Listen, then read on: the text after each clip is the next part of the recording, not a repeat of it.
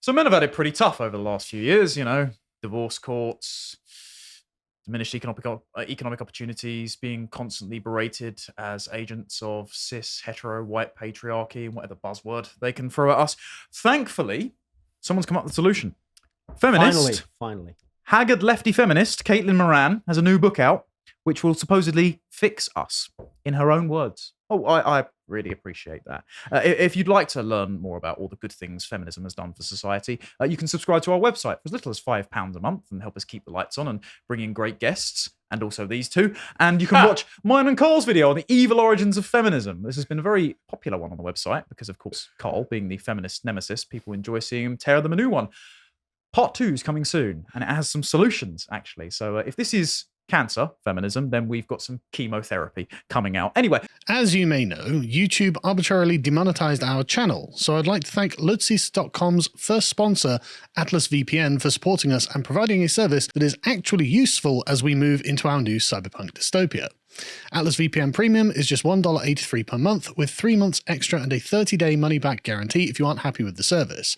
Follow the link in the description to sign up. You'll be liberated from region locks, so you can watch streaming content from anywhere in the world, but I think more importantly is that it masks your IP. Firstly, this prevents us from being spied upon by the various state dragnets. We find it important that it keeps your Google searches private, which prevents them from tailoring the results based on your past searches, which prevents them from hiding information because they've built up a profile against us.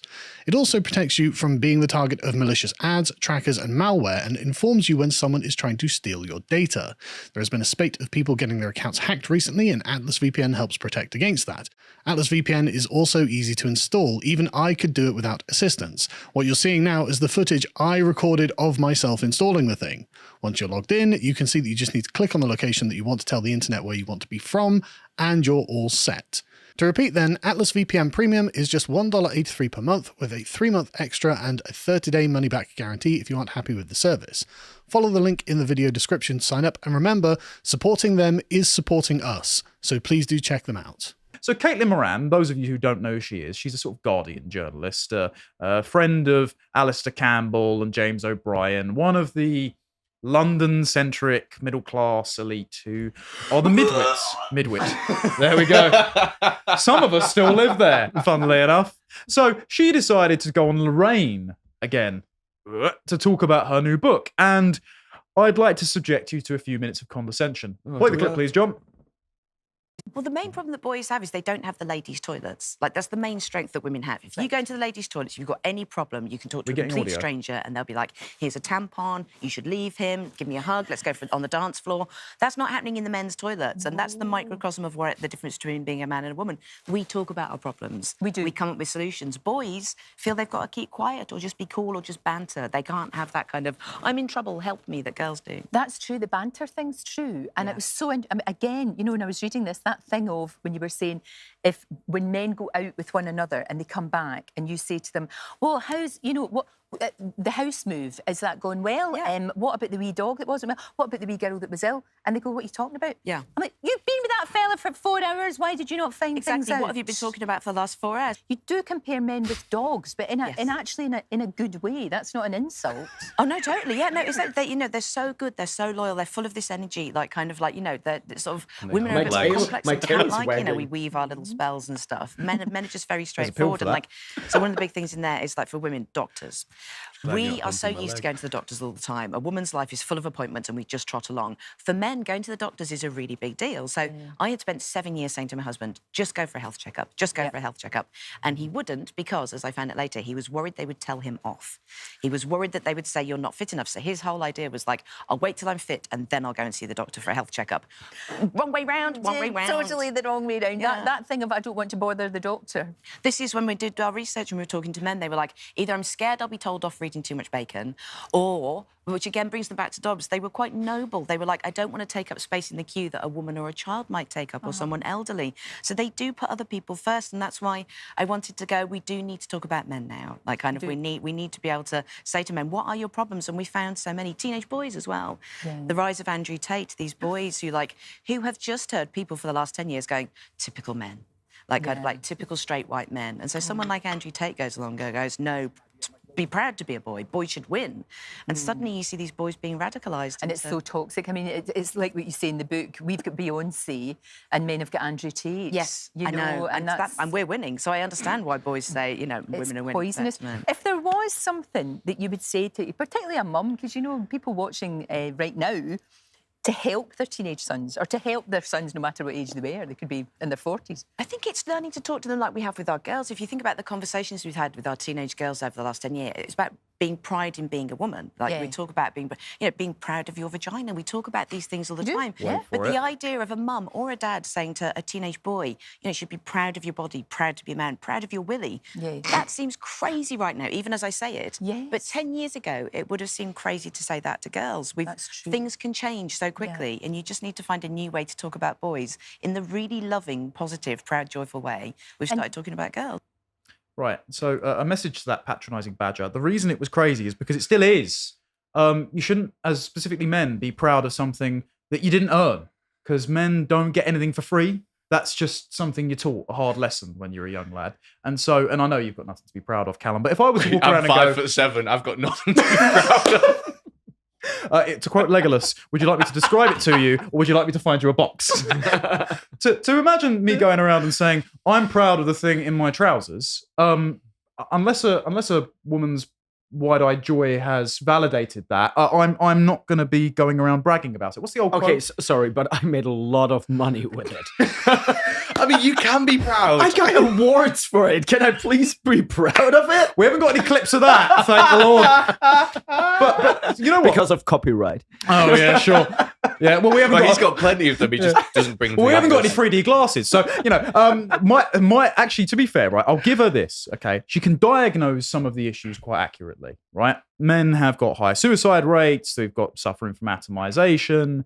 We're suffering from a lack of opportunities. And she's right in that quite a lot of time, men don't want to go to the doctors and do things because we actually would rather someone more needy than us take up a space for it, right? Good.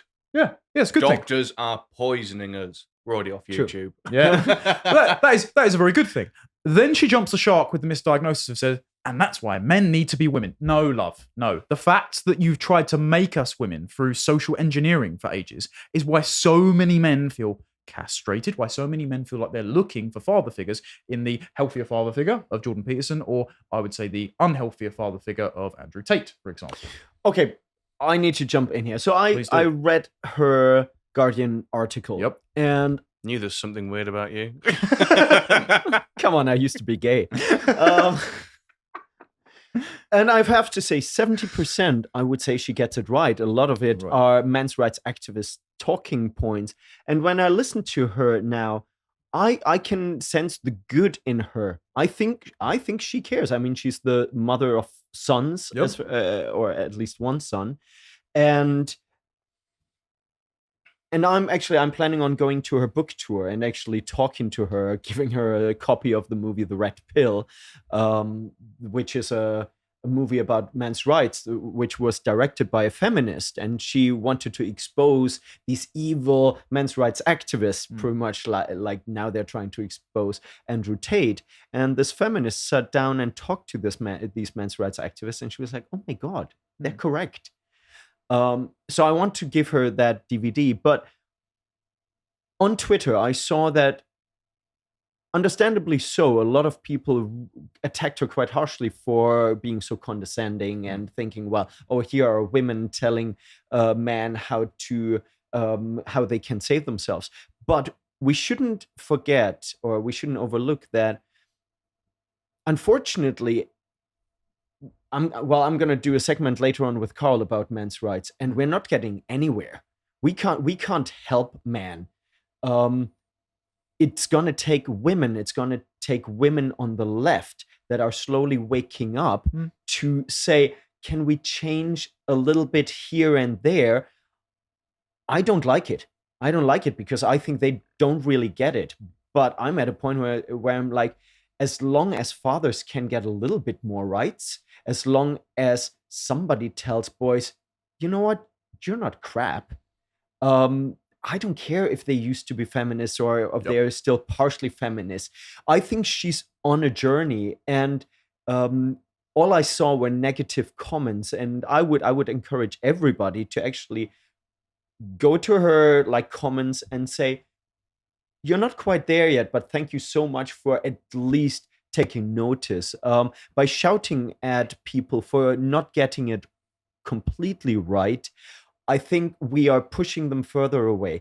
And to those who are parents, you ain't gonna encourage your kid who still gets things wrong by shouting at them. You have to encourage them and say, that bit was good, that bit, maybe you can work on that. Yeah, that's a solid tactic. I think what might be worth doing then is going through some of this Guardian article just to understand where, up until a point, she gets it correct and where her logic just sort of falls off a cliff. Into, you mean where the feminism sets in? Yeah, the brain rot. Yeah. So she says on Twitter a few years ago, I asked what I thought was a simple question. Men, what are the problems? What do you find makes your man life difficult? One type of reply came up time and again. Is this a trick? Are you asking this so you can laugh at us? Is this a feminist trap? Are you going to retweet all of these with the reply, look at the men complaining about nothing, etc., etc., etc.? And boys and men have become so used to being the conversational whipping boy and the punchline to jokes, they could not believe that a feminist writer was genuinely asking them to talk about their problems. Now, I would like to point out that in this article, she basically explains why, because her entire career history up until this point has been doing exactly that. Because she also says, like almost any other progressive feminist woman with a public platform, around half of my job is doing unpaid feminism, retweeting reports and petitions, doing talks, mentoring young women, responding to news or legislation that concerns women. I think my presumption as a 48-year-old fourth-wave feminist was that straight white men were generally doing so fine they were the one socio-demographic group you could lovingly beat up a bit. Yeah, that's how we got here. You just yelled at someone for their race and sex. That's not going to convince them that you're going to get on side. But she's addressing it. Yeah, slowly, gradually. Right, okay. So on International Women's Day, she had a call. She had a Zoom call with a group of teenage boys. She was talking about feminism. And the boys brought up a bunch of statistics about divorce rates, suicide, incarceration, how many men are homeless, how many men are serving in the military, things like that. And she said... But can I say, the fact that these boys are bringing that up, similar to the girl that was opposing the teacher about gender identity and cat identity or whatever. Young people are informing themselves. They are educating themselves. I don't know what the statistics are, but if it continues like that, maybe there is actually a chance for change in the future. So yeah, I think there's a sizable cohort of Generation Z who realise there's nothing left to conserve because we were born after all the plans were set in motion to desolate things. And I'm writing on this at some point, hopefully at book length, but hush hush. I feel like we have... There are lots of pictures in it. Because otherwise, don't get your hopes up. Me already. It's going to be pop-up, Callum. One of the main things that we feel as younger men is a kind of existential ennui, like a nostalgia for something that we were never actually given. Like we feel that something properly missing from our lives. It's not just opportunities. It's not just the fact that, like, by my age, my dad was married, had a house, was having me on the way, and earning way less. Like he was on like 14 grand driving buses, right? It's not even that. It's also that it feels like we're not part of a grand narrative. It feels like that Fight Club line, that we're the middle children of history a little bit. And so it's nice that she's talking to the men about this. It's nice that there's a large cohort of men and women now, my age, who are growing up and going, actually, I'm going to reject the pill. I'm going to go and homestead and homeschool my kids and go back to church and things like that. That's really positive. But the media has not quite caught up yet. And this seems to be a crack in the dam, but not quite a flood. I agree. And so she says to this boy who brought up these statistics, thank you for talking about the problems of boys and men. I have a lot to think about. She ended the call 5 minutes later. And then she says, in the book, I talked to a mother who's bewildered as to why her 15-year-old nephew, who used to be so lovely, was now, along with thousands of other teenage boys, a massive fan of Andrew Tate. The nephew had, quote, ruined Christmas lunch by quoting Tate and then making Tate's hand signal, which means shut up woman, whenever my niece was talking. What's that hand gesture? I think it's something like that, isn't it? I don't really watch Tate because I'm not a fan.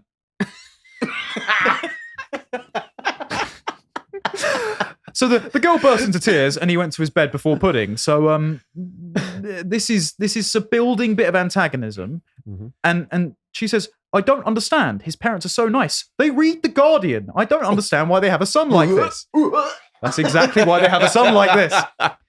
And Moran says, I paused. I did know why. Well, it's because they're lovely left-wing Guardian reading people. Do they ever say things like typical men or toxic patriarchy? And my friends thought, of course, they live in Hackney. Again, first mistake. To to Diane Abbott finally coming to our side. Jump when she wore 2 left shoes. Yeah, I do. Yeah, just carry on. Yeah. Do you remember when she said that Mao did more good than harm? I mean, you have to be that thick to have that haircut. Anyway, point being, well, that's why I said if he's grown up hearing that straight white men are awful, if he's been made to feel shame and guilt simply because of who he is, then of course he's going to be attracted to the man who says, don't be ashamed, men are great, we need men. That's a classic piece of dumb teenage rebellion against your parents. Right, I wouldn't stigmatize it as dumb, because he's speaking to a genuine need there. But this follows up on your point from earlier, is that you do not shout down and stigmatize all teenagers for expressing a genuine desire just because they're being slightly inarticulate.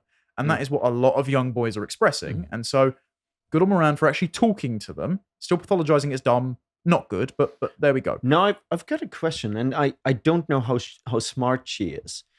You could... She writes for The Guardian. fair enough. Yeah, thank you. Okay, you can continue. No, what I wanted to say is, the way she writes it, it's very clear that she throws in stuff to not lose the left. Yes.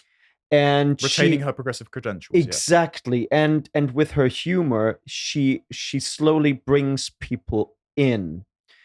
And I'd be interested to know to what extent she actually is a bit more red-pilled that she lets on. And that she's tailoring it to the audience, potentially, but that yeah, I know. I think that might be. I made this mistake before, thinking that about somebody, and then I paid the price for it, or we're paying the price for it. So I'm not saying that's the case, but I think the way it is written, I would write it like that if I wanted to appeal to the left while still getting the message across. Well, do you want to hear her solution? Oh yeah, I've read it. Oh yeah. So. Prep this, Callum. See if you're encouraged. Right. The men of my age, however, when I look roughly at my equivalent male peers, progressive, left-wing, liberal men with public platforms, there's no such culture when it comes to the issues that concerns men and boys. There's no semi-organized progressive movement that habitually raises and then campaigns in support of solutions for male problems. And into this vacuum created by the progressive left, the advent of Tate, Jordan Peterson, and the incel movement. Jordan Peterson, who's married. Oh yeah. I'm not Jordan. Oh, wait. All right, don't cry. So she just conflates Jordan Peterson with the incels and Andrew Tate. Now, I'm going to pass all of those out because Jordan Peterson is a metaphysician, so he believes in transcendent ideals. Andrew Tate, despite being a pimp-turned-Islamist, is a materialist defined by Bugattis and sexual conquest, and so he appeals to the men that are sort of playing within the paradigm rather than trying to break the paradigm. And then the incels are just black-pilled about everything. So they're 3 completely distinct groups. Absolutely. So she doesn't even understand the audience she's talking to. This is the frustrating thing. This is why she has such a long way to go. And then she goes on to praise... okay, but the thing is, it is true that different styles appeal to different parts of the disaffected young people. So I can't deal with Andrew Tate, but I do like Jordan Peterson. Yes. Yeah. And he's an incel, so... Speaking on behalf of the incels, go on. One of the things what's funny, Lorraine there goes, you know, we've got Beyonce and they've got Andrew Tate. Yep. Can I get subtitles for that, please? Yeah. Well, firstly, it's quite funny she mentions Beyonce because, you know, hence why we now have all the single ladies. Yeah. But one of the things I often think when I see the whole Andrew Tate thing, now I've not looked too in depth into this, so I could be completely wrong. A lot of the videos I see, he is bang on, but a lot of the attacks towards him, and again, I could be wrong, I don't know, it almost seems very similar to that of people we've seen in the past who have been vilified, bang on about everything, and it's almost like a narrative to, we've got to completely ruin this guy, so people stop absolutely following him. I think there is an element of that. I think... Because what if he is a reformed character? Because I see things about trafficking. I don't know. Yeah, so it seems that some of those charges may well be spurious. We can't comment on the current ones outstanding, but the last ones didn't stick. My issue with him is that he used to run a camgirl porn site and swindle men out of money, pretending to be the girls talking to them. So that doesn't help men. No, I completely agree. But what if he has had, you know, an awakening and now he's gone, oh my God, like men, what have I done? Well, he hasn't said that yet. He's still running hustlers and telling them to shag about. That's the problem. True. But maybe there is a spiritual movement on his side. But I forgot what I was going to say. Carry That's on. all right. No worries. Anyway, back to this nonsense. So then she starts praising Amy Schumer and Lily Allen for talking about their vaginas in very vulgar fashion. And she says, women just don't give an S these days in the best way possible. Breaking a taboo or being visceral is now a very viable career path that inspires both relief and love from your fans. Women being vulgar, crass, and sexually promiscuous isn't actually attractive. That might be why men are also Most unhappy. of the time. All right, incel. And then she immediately cuts to making fun of Trump, right? And she says that everyone was on side with this because she starts talking about how the whole world laughed when Stormy Daniels described his penis as a toadstool. Okay. So actually there were statues erected of Trump in. It's in my nature. Go on. There were statues erected in several American cities of Trump naked with a micropenis. Right. I actually mentioned that in regards to online the harms bill and misogyny and stuff like that. I'm like, look, imagine somebody would do that about a female politician or something like that. Yeah. But her bringing that up, I'm too hopeful, but to me there is a criticism of their own side. She said the whole world quite rightly got on board with it though. That's the problem. Yeah, I think you're being maybe too considerate to her at this point. So then she says, okay, here's her solution, right? I'm not joking. She says, feminism. What boys and men need is feminism. And what women need is boys and men who use feminism. Feminism is still the only thing we've invented that exists solely to look at the problems of gender and bring about equality between the sexes. Until now, feminism has worked on making women equal to men in power, safety, status, politics, relationships, and the economy. What a disaster that's been. But it now urgently needs to embark on the second phase, which was absolutely predicted by the word equality. Leave us alone. Wrong. Yeah. Men. So the way I see it is, every man has a monster. Every man has a monster inside them. Yep. A good man knows when to use it. Yep. So we see a lot of people now, they'll stand by and watch horrific things happening because, well, they've become weak incels like me and my cronies. So I've recently started taking up MMA. Yeah. I wish I'd done it sooner because, firstly, it's like a testosterone kind of like rush. Yeah. But it's a good man knows when to use that monster that's inside him. Yep. Like anyone who says, "Oh, violence doesn't solve anything," has never been in a fight. Yes. Violence literally does.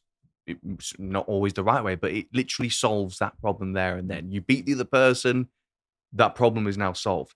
Now, if the problem is people being abusive, people physically harming people, then the antidote to that is someone is a stronger monster. Yeah, a good but man a good to step monster. in. So a good man, every man has a monster inside him. A good man knows when to use it. We don't need feminism. Well, we don't have to go too much into it, but I disagree. Yes, everybody has a monster, but also everybody has or should have, or you should train that monster to be a knight. Yeah, that's what I mean. Yeah, that's what I mean. A monster is a hero that's learned restraint. Yeah, exactly. So the thing is, like, you don't let out the monster because it's still a monster. Even if you use that monster against another monster, it's still a monster. You use the knight. And I think in that regard, boys need to be taught morals, not just strength. Yeah, morals. which I agree. But when I say like the whole monster thing is you need to. You've got in a bad situation. Don't be a weakling. You need, there are times where you need to do what is ever necessary to do what is right, which unfortunately sometimes would involve violence. Yeah. Yes. So you've got natural strength that you need to bend it to being life-sustaining rather than life-ruining. And castrating them with equality strongest doctrine. incel out there. Yeah. Jacked man. You'd be surprised. So here, this is what she says, right? This is what men need to do. Rather than banter, as she says, or have a punch up and solve your problems and then go for a beer and whoever loses the fight buys the next round. She says, it's so much easier for women and girls to show love and support to each other than men. Men do not have an equivalent of the yes queen or dancing girl emoji or watch my girl go that women get when they post something brave, honest, or bold about her life. Women should post less on social media. I will not elaborate further. And this is one of the major stumbling blocks men need to address if they want to enjoy the kind of change and liberation We're sick of liberation. The problem is loneliness that they seem at root to be jealous of in modern women. We're not jealous. Lots of people just resent the fact that the sexes are set at odds. We're competing for the same resources. We're unisexed in personalities. We're more like each other than ever, and we like each other less than ever. The problem is feminism. And feminism as a response to the Industrial Revolution and making us market competitors rather than married participants working together for the goals of the same household. Also, she doesn't realize that we also have Go Off King. Like, that's just an actual meme. So again, research hasn't been done here. Well, and also, I mean, the thing is, feminism from the get-go has been at its core anti-femininity, yes, anti-motherhood, anti-family, and obviously anti-male and anti-man.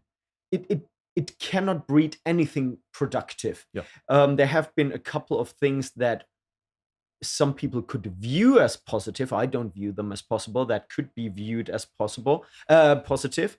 But this whole thing about what men don't have, we have all these things.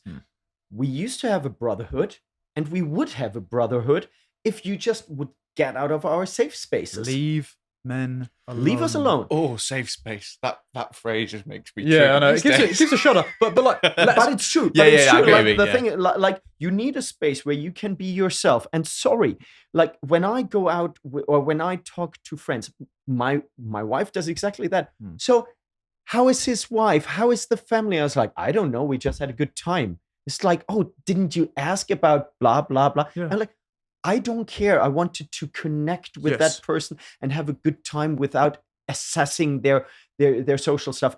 If brothers need you, we're there. Like, and I do think there can be more training for us to look out for each other. Yeah. That's for sure. That's what we need fathers for. Yeah. We don't have fathers. We don't have uncles. We don't have the structures anymore. And sorry, but feminism was one of the leading forces to take that away. As soon as men got together, they destroyed it because we made jokes or we did something they didn't like. The whole thing about feminism is control.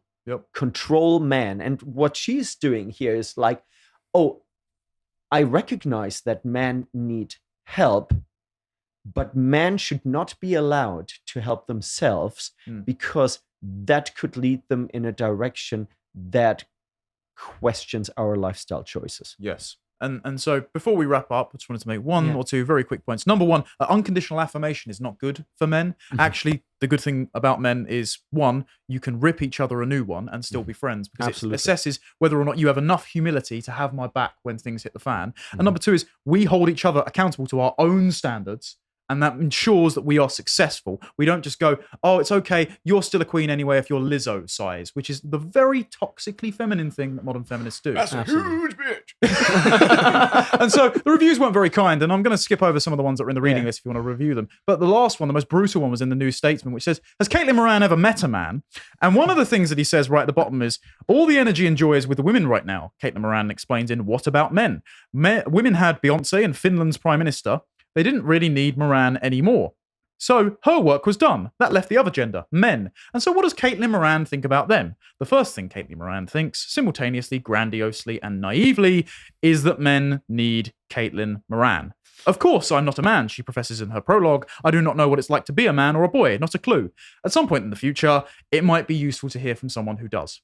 And so, love, message is, leave us alone. We'll sort ourselves out. If you appreciated that segment from the podcast The Lotus Eaters, you can go to lotuseaters.com to get access to all the premium content that's on the site, such as the Symposium series, this episode on Hume, on Reason and Justice. If you'd like to find out what else is being put out, you can follow on Getter at lotuseaters_com on Getter. Thank you and goodbye.